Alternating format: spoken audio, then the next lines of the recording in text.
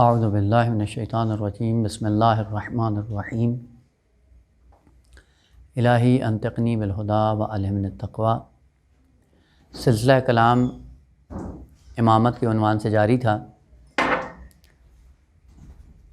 بعض ابحاث کی طرف اشارہ ہوا ہے اور باقی جو بعض رہتی ہیں انشاءاللہ ایک ایک کر کے ان کو بیان کیا جائے گا۔ ایک حصہ تھا امامت کا از دیدگاہ عقل، کہ عقلی براہین کی روشنی میں ثابت کیا کہ امامت اللہ کا حق ہے اور اللہ جس کو چاہے گا امام بنائے گا۔ دوسرے مرحلے میں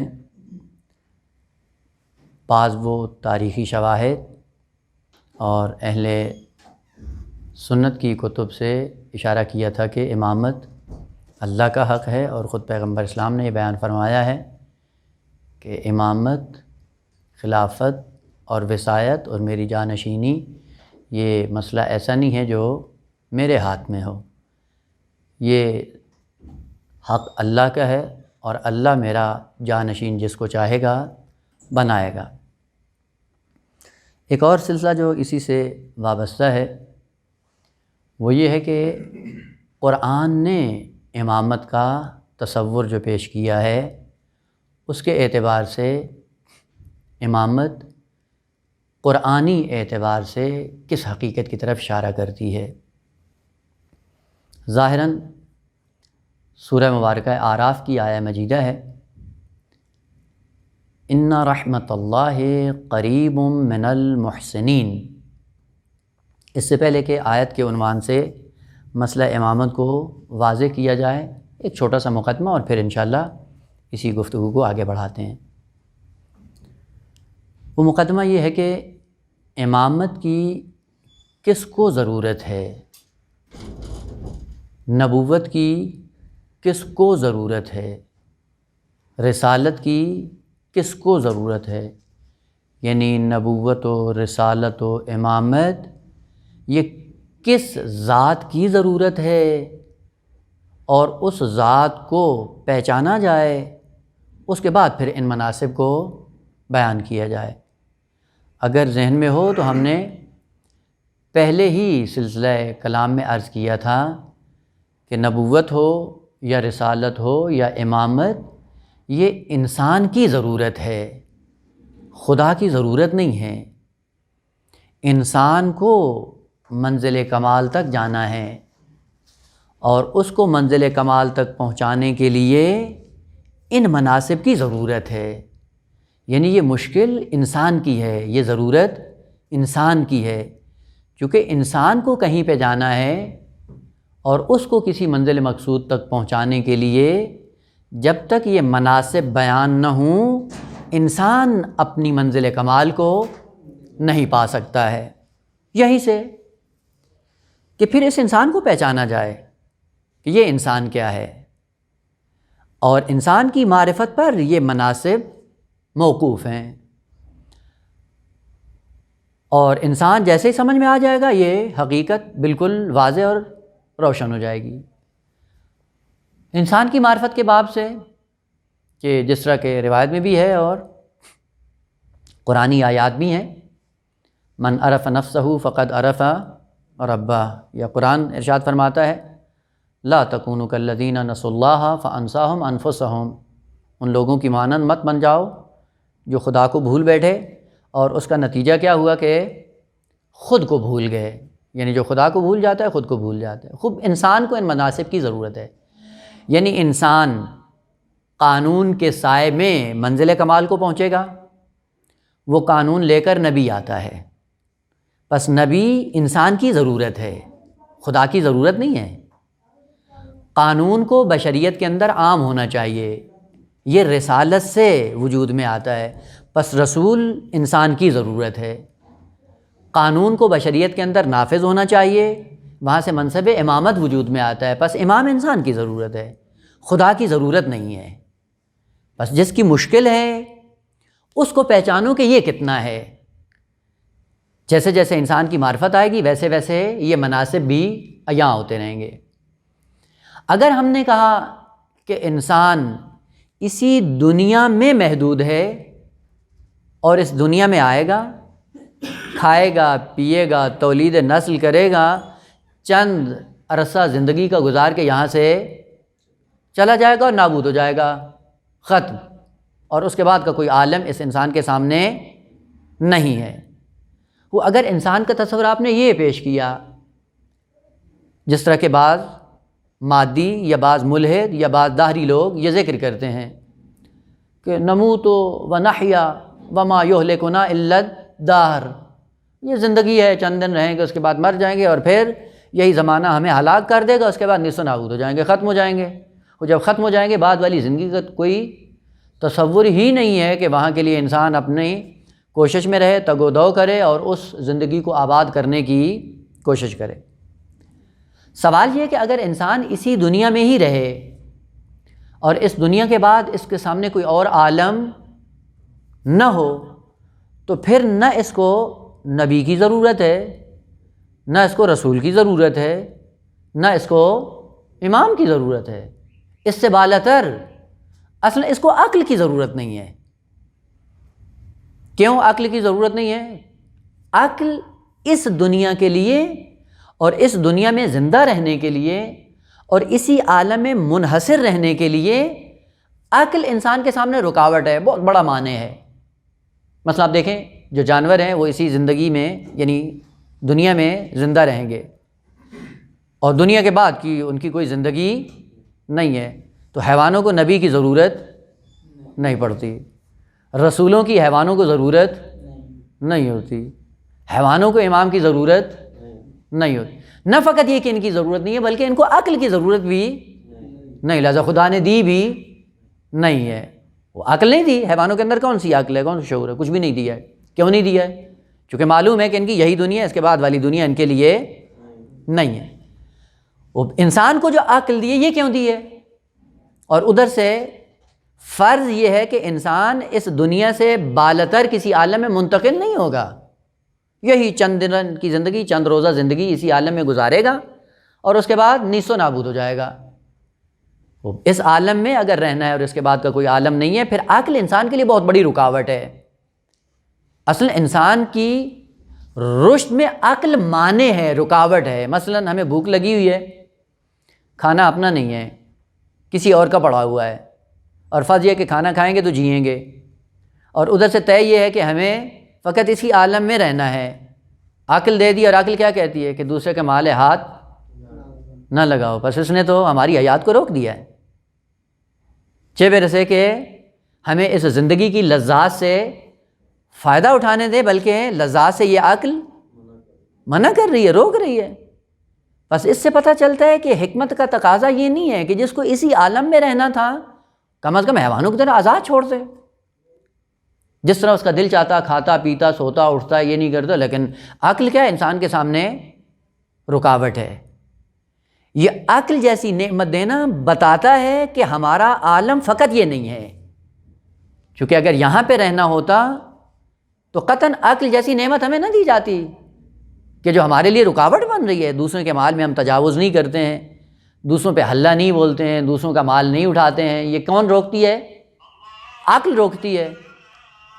عقل جو روکتی ہے تو اس کا مطلب کیا ہوا کہ آغا اس عالم کے بعد ایک اور عالم ہے جہاں پہ آپ کو جانا ہے۔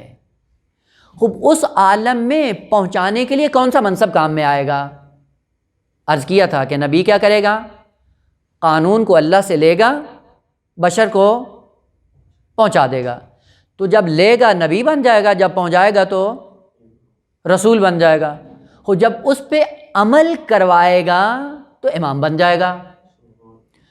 بس وہ قانون جتنا خدا نے پہنچانا تھا اگر وہ سارا پہنچا دیا تو اس کا مطلب ہے کہ منصب نبوت کی اس کے بعد ضرورت نہیں رہے گی، اور جتنے احکام خدا نے پہنچوانے تھے اگر وہ بشریت تک پہنچ گئے تو اس کا مطلب ہے رسالت کے عہدے کی بھی ضرورت نہیں رہے گی۔ اسی لیے قرآن نے ختم نبوت کا اعلان بھی کر دیا، ختم رسالت کا اعلان بھی کر دیا، چونکہ نبی کا کام تھا قوانین کو اللہ سے لے، جتنے قوانین خدا نے پہنچانے تھے پہنچا دیے، اور جتنے بیان کرنے تھے بیان کر دیے۔ نبی نے قوانین لے لیے، رسول بن کر اس نے پہنچا دیے۔ اب فقط ذمہ داری یہ نہیں تھی کہ قانون لینا ہے اور پہنچانا ہے، لینے اور پہنچانے کے بعد اس قانون کے سائے میں بشریت کو منزل مقصود تک لے کے جانا ہے۔ تو اس کا مطلب ہے کہ جب تک بشر کا آخری فرد اپنی منزل مقصود تک نہیں پہنچ جاتا تب تک منصب امامت جاری رہے گا۔ پس امامت کا تعلق فقط دنیا سے نہیں ہے، دنیا سنوارنے کے لیے امام نہیں آتا ہے۔ اب اگرچہ علم کلام کیا بتاتا ہے ہمیں، علم کلام جب امامت کی بات کرتا ہے اور براہین امامت کے عنوان سے شروع کرتا ہے، ایک برہان جو قائم کرتا ہے وہ یہ ہے کہ امام کی کیوں ضرورت ہے؟ کہا معاشرے کے اندر حرج و مرج ہے، معاشرے کے اندر افراتفری ہے، معاشرے کے اندر بیلنس برابر نہیں ہے، معاشرے کے اندر ظلم و بربریت ہے، اور اس ظلم و بربریت کے ہوتے ہوئے انسان آسانی کے ساتھ اپنے منزل کمال کی طرف نہیں بڑھ سکتا ہے۔ پھر کیا ہے؟ پھر کہتے ہیں عقل یہ کہتی ہے کہ کوئی ایسی ذات ہونی چاہیے جو آ کر اس افراتفری کو ختم کرے، اس حرج و مرج کو ختم کرے، ظلم اور بربریت کی بساط کو لپیٹ دیں، عدالت کے پرچم کو بلند کر کے بشریت کو اپنی منزل مقصود کی طرف گامزن کر دے۔ یہ برہان جو علم کلام نے ذکر کیا، کو پتہ چل گیا کہ برہان نے یہ بتایا ہے کہ اگر معاشرے کے اندر عدالت نہیں ہے تو امام اس لیے چاہیے کہ عدالت کو آ کے نافذ کر دے، جاری کر دے۔ تو وہ جو عدالت کو جاری کرتا ہے یا نافذ کرتا ہے وہ امام ہوتا ہے، اور چونکہ معاشرے کے اندر عدالت نہیں ہے، عدالت کو برپا کرنے کے لیے ہمیں امام کی ضرورت ہے۔ سوال کہ اگر یہ ضرورت پوری ہو جائے، افراتفری ختم ہو جائے، ظلم و بربریت کی بساط لپیٹ دی جائے، عدالت کا نظام برپا ہو جائے، اب سوال یہ ہے کہ اگر یہ عدالت برپا ہو جائے، عقل انسانی کیا کہتی ہے؟ اب بھی امام کی ضرورت ہے؟ جس دلیل کی بنیاد پہ آپ کو ضرورت تھی کہ امام ہونا چاہیے، وہ ضرورت تو اب ختم ہو گئی۔ جب وہ نہیں رہی تو اب امام کی ضرورت بھی، مثلا دیکھیں انسان جب مریض ہوتا ہے، مریض ہونے کے بعد عقل کیا کہتی کہ ڈاکٹر کے پاس جاؤ، چونکہ مریض ہو اور تمہاری بیماری کا علاج ڈاکٹر ہی کرے گا۔ تو جب مریض ہوتا ہے آدمی تو ڈاکٹر کی ضرورت پڑتی ہے۔ اور جس دن مرض ختم ہو گیا، بیماری ختم ہوگی، اب بھی ڈاکٹر کے پاس جائیں، لائن لگاتے رہیں، اب تو کیا ضرورت ہے؟ جس بنیاد پہ ہمیں ڈاکٹر کے پاس جانا تھا وہ عنصر ہی ہمارے اندر نہیں ہے، تو کیا ڈاکٹر کی ضرورت ہے؟ کوئی ضرورت نہیں، لہٰذا ہوتا بھی ہے، معقول بھی یہی ہے، جو مریض ہوتا ہے جاتا ہے، جو مریض نہیں ہوتا وہ ڈاکٹر کا سلام بھی نہیں لیتا ہے۔ بس معلوم یہ ہوا کہ جب بیماری ہوگی تو رجوع کریں گے، جب بیماری نہیں ہوگی تو رجوع نہیں کریں گے۔ وہ علم کلام نے جو بڑا تیر مارا وہ یہ کہا کہ ہمیں جی عدالت کی ضرورت ہے۔ تو عدالت اگر برپا ہو گئی تو اس کا مطلب ہے پھر امام کی ضرورت نہیں ہے۔ بس علم کلام یہیں تک آتا ہے۔ ضمناً ایک جملہ معترضہ بھی عرض کر دوں کہ یہ تصور کہ امام آئیں گے اور عدالت کو برپا کریں گے معاشرہ انسانی کے اندر، نہ، امام آ کر عدالت کو برپا نہیں کریں گے، امام کی ذمہ داری اس سے بڑھ کر ہے، اور عدالت کو برپا کرنا یہ امام کی ذمہ داری نہیں ہے، یہ امت کی ذمہ داری ہے۔ اسی لیے قرآن نے ذکر کیا کہ ہم نے انبیاء اور رسول کو بھیجا اور اس کے ساتھ کتاب اور میزان کو نازل کیا۔ کیوں؟ فلسفہ ذکر کیا، لِيَقُومَ النَّاسُ بِالْقِسْطِ، کہ یہ لوگوں کی ذمہ داری ہے کہ وہ عدالت کو برپا کریں گے۔ تو یہ لوگ عدالت کو جو برپا کریں گے یہ کب کریں گے؟ یہ امام کی تربیت کے سائے میں عدالت کو برپا کریں گے۔ بس اس کا مطلب ہے امام آ کر بشریت کی تربیت کریں گے اور بشریت مل کر عدالت کو برپا کرے گی۔ عدالت کا برپا کرنا اصل امام کی ذمہ داری نہیں ہے۔ مثلا فرض کریں حوزے میں طلاب آتے ہیں اور ان کا کام کیا ہے؟ پڑھنا ہے، اگرچہ حوزے میں آ کے پھر پڑھتے نہیں، آتے ہیں پڑھنے کے لیے اور پڑھنے کے لیے ٹائم نہیں ہوتا، فرصت نہیں ہوتی ہے۔ یہ حوزے کی ذمہ داری طلاب کو پڑھانا نہیں ہے۔ حوزے کی ذمہ داری کیا ہے؟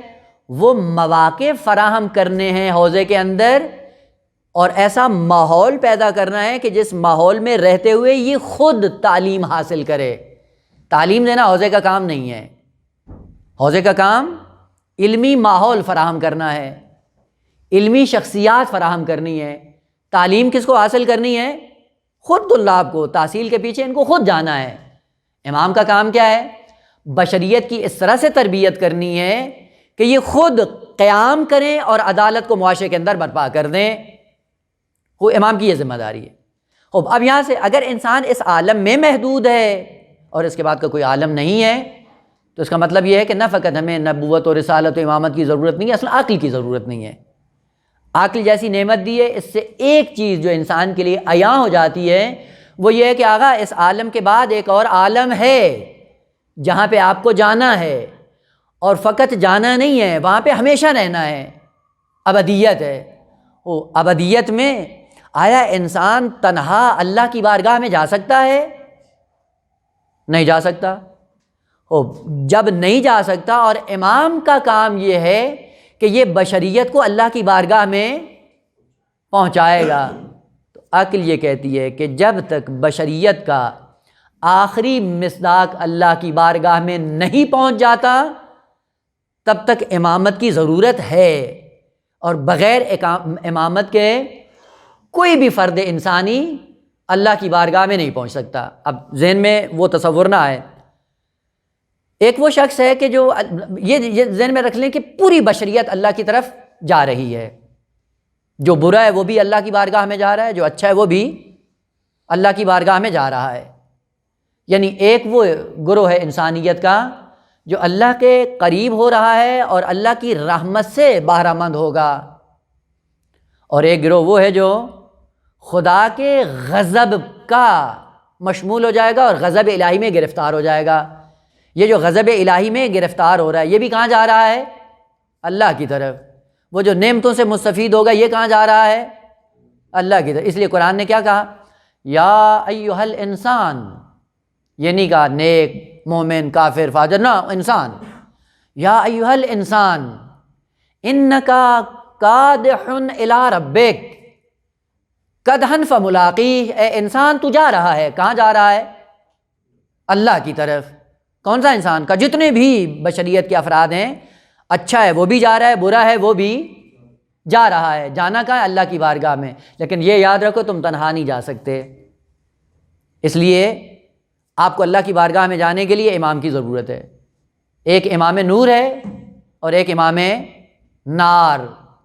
اس لیے خدا نے جو تعبیر قرآن میں استعمال کی، وَجَعَلْنَاهُمْ أَئِمَّةً يَهْدُونَ بِأَمْرِنَا، یا وَجَعَلْنَا مِنْهُمْ أَئِمَّةً يَهْدُونَ بِأَمْرِنَا، ہم نے ان کو منصب امامت دیا کہ کریں گے کیا؟ اسی ہمارے امر کے ذریعے لوگوں کو لے جائیں گے اللہ کی بارگاہ میں۔ اور ادھر سے دوسری تعبیر وَجَعَلْنَاهُمْ أَئِمَّةً يَدْعُونَ إِلَى النَّارِ، وہاں بھی یہی تعبیر ہے۔ ہم جب ان آیات کے سامنے آتے ہیں تو پھر مشکل ہو جاتی ہے، یہ کیسے ہو گیا کہ جی امام نار کو بھی اللہ بناتا ہے؟ اب پھنس جاتے ہیں۔ پھر لفظ جہالہ کا جب معنی معلوم نہیں ہوتا پھر یہ ہوتا ہے کہ جب مشکل ہو جائے گی، جی امام نور کو تو خدا نے بنایا ہے، وہ بناتا ہے، تو پھر امام نار کو بھی اللہ معین کرتا ہے۔ اب یہ نقطہ قرآنی ہے کہ ابھی سوالیہ نشان رہے، ابھی جواب عرض نہیں کرتے، انشاءاللہ خود تلاش کریں۔ لیکن یہ مسلم ہے کہ خدا نے دونوں راستے انسان کے لیے ہموار کیے ہیں۔ جہنم میں جانا ہے تو بھی امام کی ضرورت ہے، بہشت میں جانا ہے تو بھی امام، بغیر امام کے نہیں جا سکتے۔ بس اس کا مطلب ہے کہ منصب امامت کب تک جاری رہے گا؟ جب تک کہ فرد بشری آخری وہ اکائی اپنے مقصد کو نہیں پہنچ پاتی، نار یا بہشت۔ وہ جو بہشت میں جا رہا ہے وہ بھی اللہ کے پاس ہے، اور جو جہنم میں جا رہا ہے وہ بھی اللہ کے پاس ہے۔ یہ کیسے ہوا بھائی؟ دونوں لقاء اللہ پہ جا پہنچے۔ مثال عرض کروں تاکہ بات ذہن میں آئے۔ فرض کریں بادشاہ نے اپنا دربار سجایا ہوا ہے اور لوگوں کو اس میں دربار میں بلایا جا رہا ہے، اور بادشاہ نے دو انتظام کیے ہوئے ہیں۔ ایک میز سجایا ہوا ہے، دسترخوان، اور اس پہ قسم و قسم کی نعمتیں رکھی ہوئی ہیں، پھل فروٹ کھانا اور جو بھی نعمتیں انسان کے لیے دل پذیر ہوتی ہیں وہ رکھی ہوئی ہیں، اور بعض لوگوں کو بلا کے اپنے پاس بٹھاتا ہے، کہتا ہے نعمتوں سے استفادہ کرو۔ اور ایک گروہ آتا ہے، ان کے لیے جلاد رکھے ہوئے ہیں، کوڑے مارنے والے، ہاتھ میں درہ ہے، اور درہ ان کے ہاتھ میں پکڑا کے ایک گروہ آتا ہے، کہا بھائی ان کی بھی ذرا پذیرائی کریں۔ دونوں کہاں پہ ہیں؟ بادشاہ کے پاس ایک کا حال کیا ہے؟ نعمتوں سے مستفید ہو رہا ہے، دوسرے کی حالت کیا ہے؟ کوڑے کھا رہا ہے۔ دونوں کہاں پہ ہیں؟ بادشاہ کے پاس۔ اس کا مطلب ہے کہ جو جہنم میں جا رہا ہے وہ بھی اللہ کی طرف جا رہا ہے، اور جو بہشت میں جا رہا ہے وہ بھی اللہ کی طرف جا رہا ہے۔ اور جو لے جانے والا ہے وہ کیا ہے؟ وہ امام ہوتا ہے۔ ایک امام وہ ہے جو ہمیں بہشت کی طرف لے کے جاتا ہے، اور ایک وہ ہے جو ہمیں جہنم کی طرف لے کے جاتا ہے۔ بس اس کا مطلب یہ ہے کہ جب تک انسان سمجھ میں نہیں آتا، منصب امامت کا تسلسل سمجھ میں نہیں آتا۔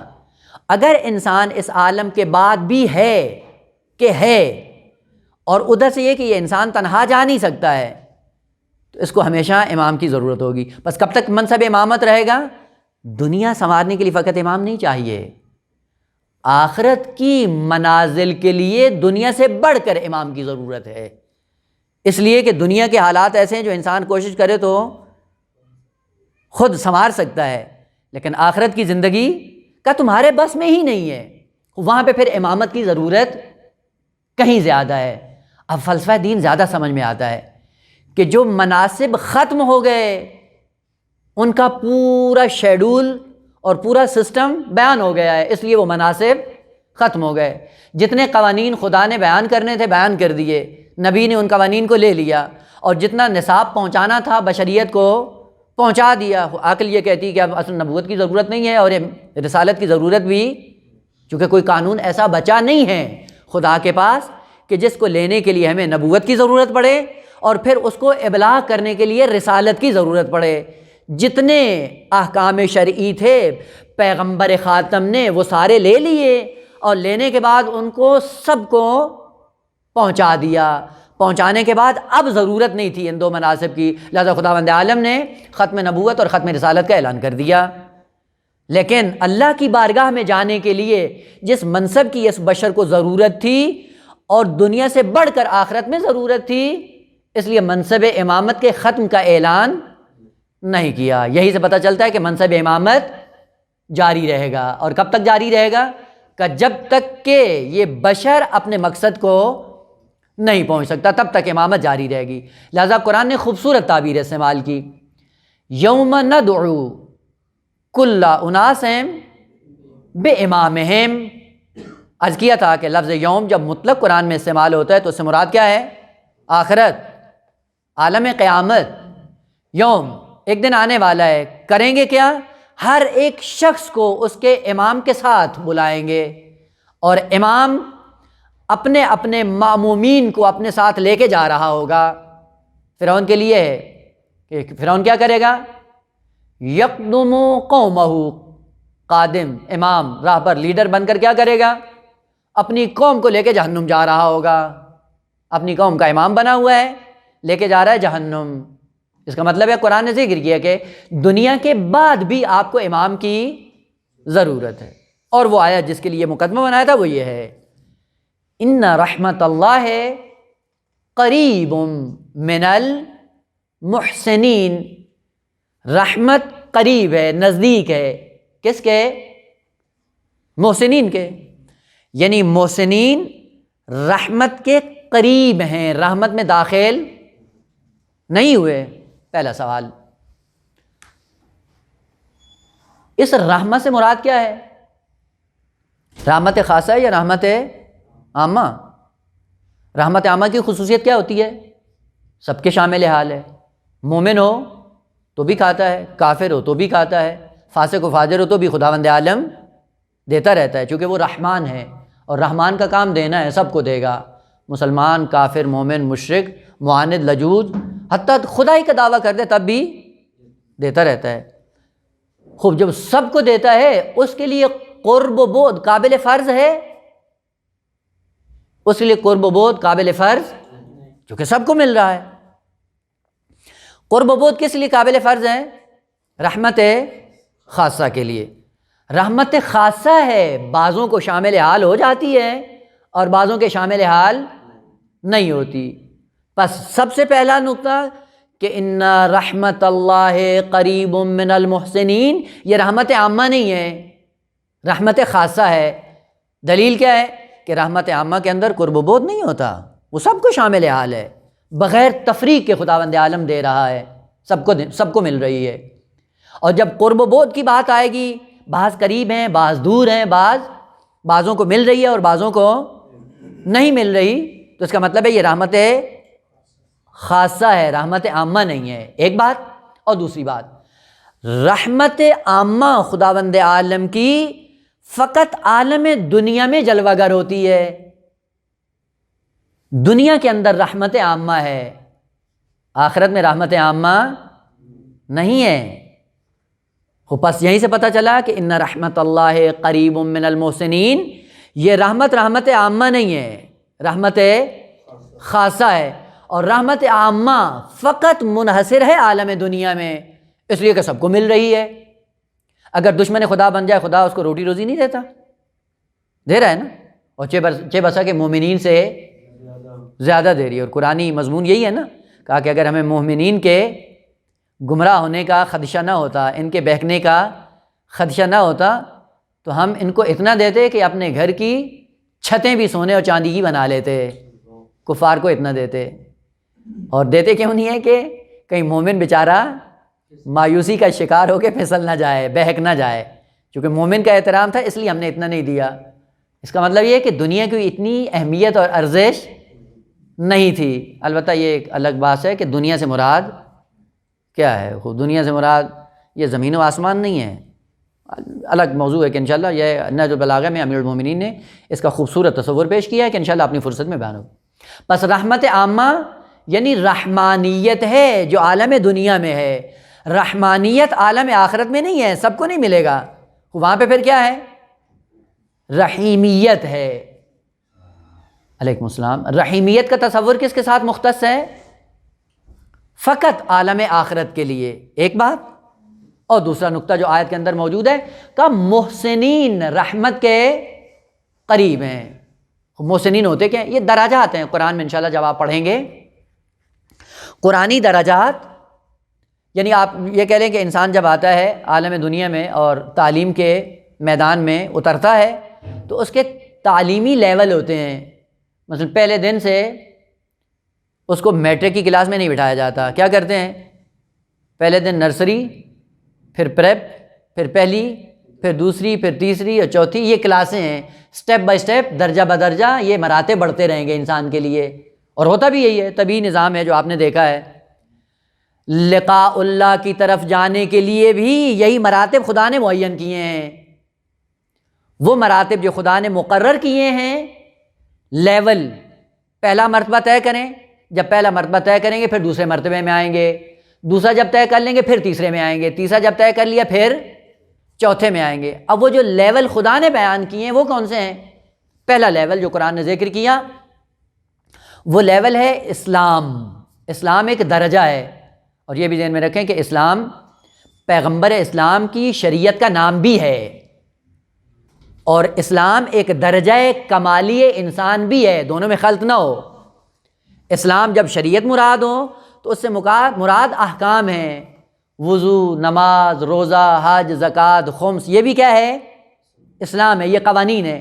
اور ایک اسلام درجہ ہے کہ جس کو انسان خود طے کرتا ہے اور اس منزل پہ آ جاتا ہے جس کے بعد اس کو مسلمان کہا جاتا ہے، اور مسلمان کہنے کے بعد آثار کیا ہوتے ہیں کہ اس کی جان محفوظ ہو جاتی ہے، اس کا مال محترم ہو جاتا ہے، اور اس کو لوٹ مار نہیں کی جاتی۔ مثلا کہہ دیتا ہے لا الہ الا اللہ محمد الرسول اللہ، جب یہ کلمہ پڑھ لیتا ہے تو کیا ہوتا ہے؟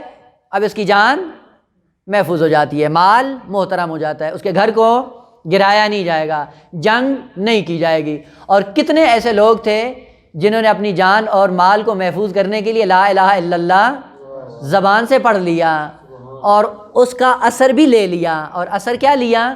اثر یہ لیا کہ ان کی جان بھی بچ گئی اور مال بھی ان کا بچ گیا، نہ اسلام نے ان کا مال لوٹا نہ ان کی جان کو کوئی خطرہ لاحق ہوا، لیکن دل سے اسلام کو قبول نہیں کیا، اور اسلام کے اپنے اثرات ہیں۔ اور یہی وہ وجہ ہے، دیکھیں، ایک ہے اسلام محمدی صلی اللہ علیہ وآلہ وسلم،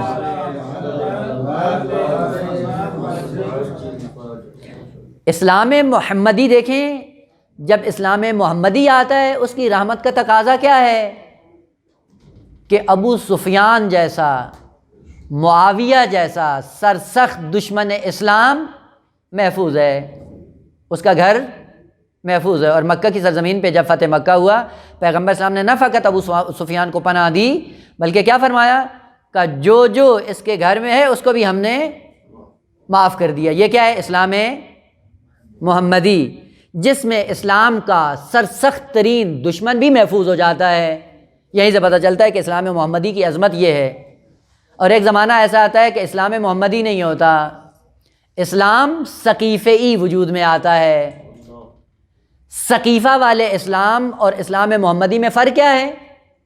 اسلام محمدی میں دشمن بھی محفوظ ہے اور سقیفے کے اسلام میں پیغمبر کی اپنی بیٹی بھی محفوظ نہیں ہے۔ یہی فرق ہے اسلام میں۔ بس اسلام دو طرح سے ہیں، یوں نہ سمجھے کہ جو بھی لفظ اسلام سن لیتا ہے اور لا الہ الا اللہ کہہ دیتا ہے محترم ہو جاتا ہے۔ بھلے اگر اسلام محمدی ہو یہ آثار نمایاں ہوتے ہیں، لیکن اگر اسلام کی دوسری شکل بن جائے، بدل جائے، اسلام سقیفئی جو چھتوں کے نیچے آئین بنتا ہے، اس میں پھر رسول کا گھر بھی محفوظ نہیں ہوتا۔ اور یہ دو اسلام بہت بڑا فرق ہے اسلام کے اندر۔ اسلام محمدی اس کو اپنانے کے بعد پہلا درجہ انسانیت کا مکمل ہوتا ہے، یعنی پہلی کلاس انسان نے طے کر لی بنام اسلام۔ اثر کیا ہوتا ہے اس کا؟ دوسرا اثر کہ المسلم من سلم المسلمون، جس سے من یدہ و لسانہ، مسلمان کیا ہے؟ اس اسلام کا اثر کیا ہے کہ اگر مسلمان ہے تو دوسرے آپ سے محفوظ رہیں، آپ کے شر سے محفوظ رہیں۔ خوب بعض ایسے ہوتے ہیں جن کے شر سے کوئی بھی محفوظ، یہ بھی کیسا مسلمان ہے کہ پوری بشریت اس کے شر سے محفوظ نہیں ہے، نام کیا ہے؟ مسلمان۔ اور آپ حکمرانوں کو دیکھیں، پاکستان کے اندر کیا ہے؟ لیڈر کون ہے ہمارے؟ مسلمان۔ اور اس اسلام کے سائے میں بشریت سکون کا سانس نہیں لے رہی، آئے دن مہنگائی، آئے دن لوٹ مار، آئے دن گھپلا، آئے دن قتل و غارت، آئے دن ناموس کے مسائل۔ یہ بھی مسلمان ہے؟ یہ کدھر مسلمان ہے؟ اسلام کی علامتیں ہیں جو ذکر ہوئی ہیں، بس پہلا درجہ اسلام ہے۔ اور یہ طے کیا، طے کرنے کے بعد درجہ دوم۔ ابھی البتہ خود اس میں بہت لمبی بحث ہے کہ آپ وہ خود انشاءاللہ دیکھ سکتے ہیں، ہمیں فقط اس منصب امامت کو قرآن کی نگاہ سے بیان کرنا تھا، اس لیے یہ سارا مقدمہ بنایا ہے۔ درجہ دوم یا کلاس دوم بشریت کی کیا ہے؟ ایمان۔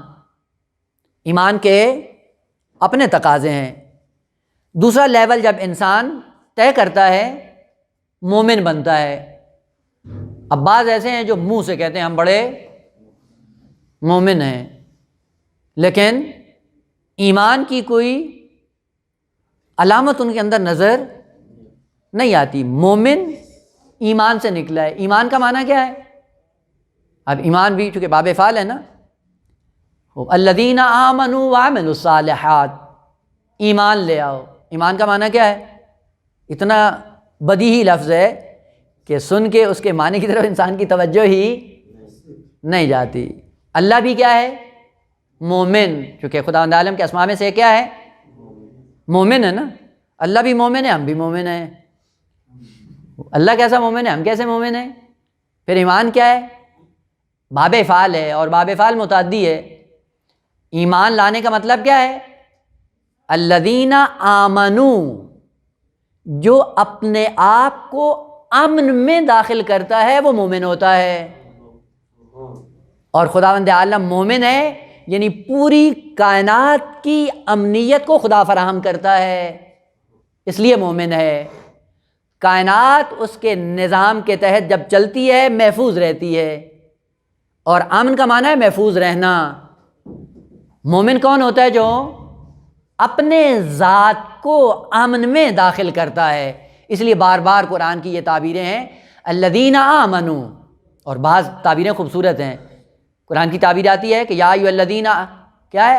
آمنوا آمنو، اے وہ لوگ جو زبان سے ادعا کرتے ہو کہ ہم مومن ہیں، نہیں، حقیقتاً ایمان کی وادی میں داخل ہو جاؤ، اپنے آپ کو محفوظ کرو۔ ہم نے محفوظ کیا نہیں ہوتا ہے، کیا کرتے ہیں؟ اپنے آپ کو کیسے محفوظ کرنا ہے؟ جہنم کے ایندھن سے اپنے آپ کو بچاؤ، تب مومن ہوگے۔ اور یہ جو اعمال کر رہے ہو، یہ جہنم کے ایندھن سے ہمیں بچا رہے ہیں؟ قطعاً نہیں بچا رہے ہیں۔ غیبت کرتے ہیں، مومن اپنے آپ کو سمجھتے ہیں، جھوٹ بولتے ہیں مومن کہتے ہیں، تہمت لگاتے ہیں دوسروں پہ مومن کہتے ہیں، حسد اور کینہ دوسروں کی نسبت رکھ لیتے ہیں ذہن میں، کینہ شتوری معروف ہے، امیر المومنین نے بعض طبقات کو نہج البلاغہ میں ذکر کیا ہے کہ بعض گروہ اور بعض قومیں ایسی ہوں گی جو قومی رذائل کی بنیاد پہ جہنم کی طرف جھونکی جائیں گی، اور ان میں ایک کا تذکرہ ہے امیر المومنین نے کہ العرب بالعصبہ، عربوں کو تعصب کی بنیاد میں جہنم میں جھونکا جائے گا، چونکہ عربوں کے اندر کینہ شتوری ہوتا ہے، نکلتا نہیں ہے، ذہن میں جب آ جاتا ہے نکلتا نہیں۔ اور آپ کربلا کا نمونہ دیکھ لیں، امام حسین علیہ السلام نے جب خطاب کیا کہ میں نے کون سا غلط کام کیا ہے، شریعت بدلی ہے، حرام کو حلال بنایا ہے یا حلال کو حرام کر دیا ہے، کون سی خیانت کی ہے میں نے، کیا بیماری مجھ میں تم نے دیکھی ہے کہ جس کی وجہ سے میرے قتل کے در پہ ہو؟ جواب کیا ملا کہ ہم کینہ شتوری رکھتے ہیں، بغضا لابیک، چونکہ تیرے باپ نے ہمارے قبیلوں کو تہ کیا ہے، تیرے باپ سے تو بدلہ لے نہیں سکے، خوب تو ہمارے ہتھے چڑھ گیا ہے۔ یہ ہوتا ہے کینہ شتوری، اور بعض لوگوں کے اندر یہ کینہ شتوری آ جاتے ہیں۔ خوب ان بیماریوں سے اپنے آپ کو محفوظ رکھنا ہے۔ مومن وہ ہوتا ہے جو اپنے آپ کو محفوظ رکھتا ہے، مومن وہ ہوتا ہے جو اپنے آپ کو امن میں داخل کرے۔ اب سوال، امن میں کون داخل ہوگا؟ جو زبان سے ورد کرتا رہے، یا نہ میدان عمل میں اتر کے وادی امن میں جانا ہے؟ بارش ہو رہی ہے، بارش کے نیچے جا رہا ہے اور ورد کرتا جا رہا ہے، چھتری چھتری چھتری چھتری، بچ جائے گا یا بھیگ جائے گا؟ کیوں بھیگ رہا ہے؟ ورد تو کر رہا ہے، تسبیح تو پکڑی ہوئی ہے، چھتری کا نام بھی لیا ہوا ہے، اور بڑے مخرج کے ساتھ چھتری چھتری کا مخرج نکال رہا ہے، وہ پھر بھی گیلا ہو رہا ہے۔ کیوں ہو رہا ہے؟ وہ یہاں پہ عقل انسانی کام آتی ہے۔ وہ چھتری کہنے سے آپ کو نجات نہیں ملے گی، چھتری کو کھولو، اپنے اوپر رکھو، رکھنے کے بعد حرکت کرو گے، اب چھتری تمہیں بارش سے بچائے گی، اب مومن بنو گے۔ خدا نے کیا کہا شروع میں جب پیغمبر اسلام نے دعوت عام دی؟ کیا کہا؟ قولوا لا الہ الا اللہ تفلحوا۔ وہ لوگوں نے سمجھا کہ لا الہ الا اللہ کہنا ہے اور بہشت میں پہنچ جانا ہے، وہ پھر لا الہ الا اللہ وہ تسبیح اٹھا لی اور پڑھتے رہے، جی ہم نے اتنی تسبیحیں پڑھ دی لیکن جنت نہیں ملی ہے۔ وہ ورد سے تو بہشت نہیں ملتی ہے، ورد سے نہیں ملتی ہے، اس وادی میں آنے سے نجات ملتی ہے۔ اس لیے امام رضا علیہ السلام نے کیا فرمایا؟ کلمۃ لا الہ الا اللہ حصنی فمن دخل حصنی امن من عذابی۔ لا الہ الا اللہ قلعہ ہے، اور قلعہ کرنے سے انسان کو نجات نہیں ملتی، دوڑ کر چل کر حرکت کر کے قلعے میں داخل ہونے سے نجات ملتی ہے۔ اور توحید ایک قلعہ ہے، توحید میں آنے کے لیے کیا کرو؟ کہ مومن بنو، اپنے آپ کو امن میں داخل کرو۔ جب امن میں داخل ہوں گے تو پھر کیا ہوگا؟ تب آپ کے لیے نجات یقینی ہے۔ اس لیے ایمان کی علامت کیا ہے؟ ایمان کی علامت وہ جو 3 رکن اس کے ذکر ہوئے، کیا ہے؟ الایمان کیا ہے؟ الاقرار باللسان۔ خوب سب سے پہلے زبان سے اظہار کریں، کس چیز کا؟ جس حقیقت کو آپ کے دل نے، درست ہے؟ اور دوسرا العمل بالارکان، عمل سے ظاہر ہو کہ آپ مومن ہو۔ اور تیسری چیز کا یہ زبان اور اعمال پہ اس وقت تک آتا نہیں جب تک العقد بالقلب کی منزل پہ نہ ہو۔ بس اس کا مطلب ہے ایمان کے 3 درجے ہیں۔ سب سے پہلے اس حقیقت کی گرہ لگاؤ اپنے دل کے ساتھ، اس کے بعد ارکان کے ذریعے ظاہر کرو، زبان کے ذریعے اس کا اظہار کر دو۔ یہ کیا ہوتا ہے؟ ایمان۔ اب ہے ٹائم ہے، میں متوجہ ہوں، انشاءاللہ ابھی کوئی مشکل نہیں ہے، یہیں پہ رک کر ایک چیز عرض کر دوں۔ منطق میں پڑھا ہے، آپ کہتے ہیں قضیہ کا دوسرا نام کیا ہے؟ قضیہ کا دوسرا نام ہے عقد، کہتے ہیں عقد الحمل۔ قضیہ کیا ہوتا ہے؟ یعنی ایک موضوع ہے اور ایک محمول ہے۔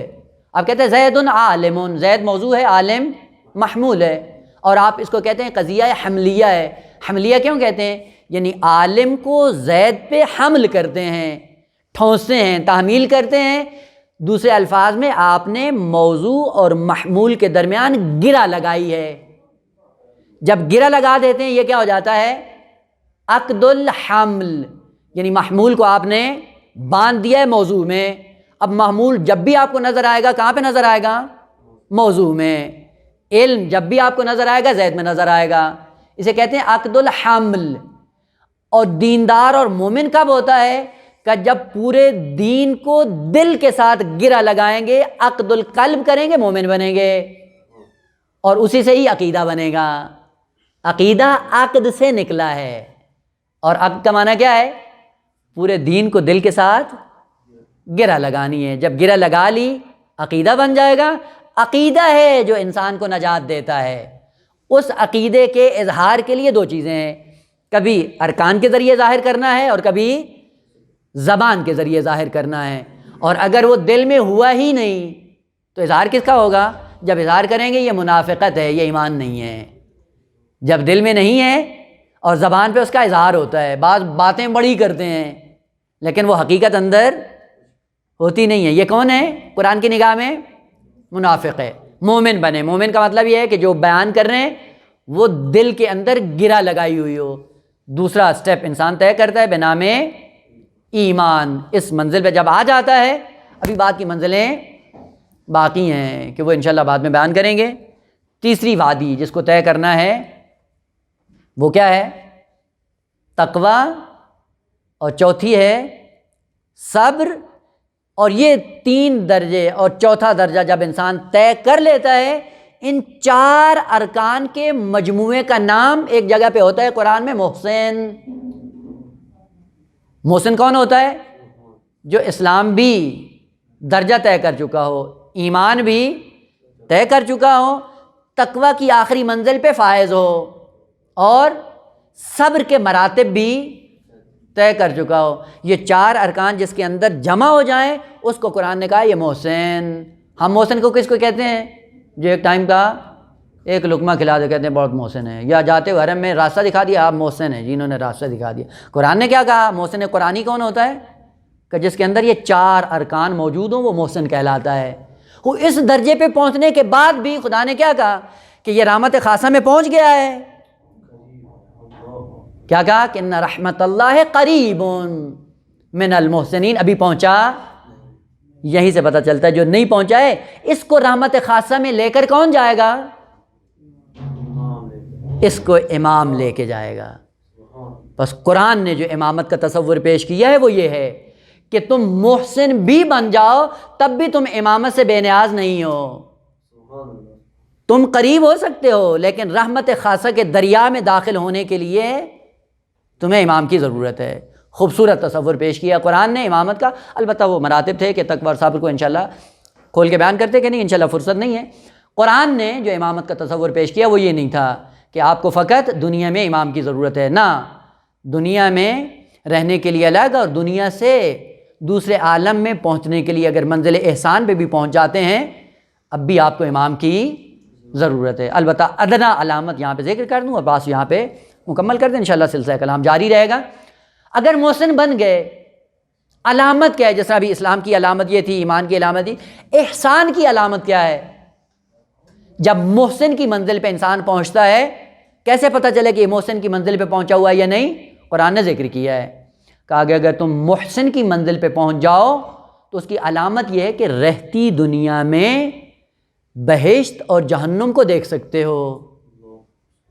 بہشتی اور جہنمی کو دیکھ سکتے ہو. کلا لو تعلمون علم الیقین لترون الجحیم.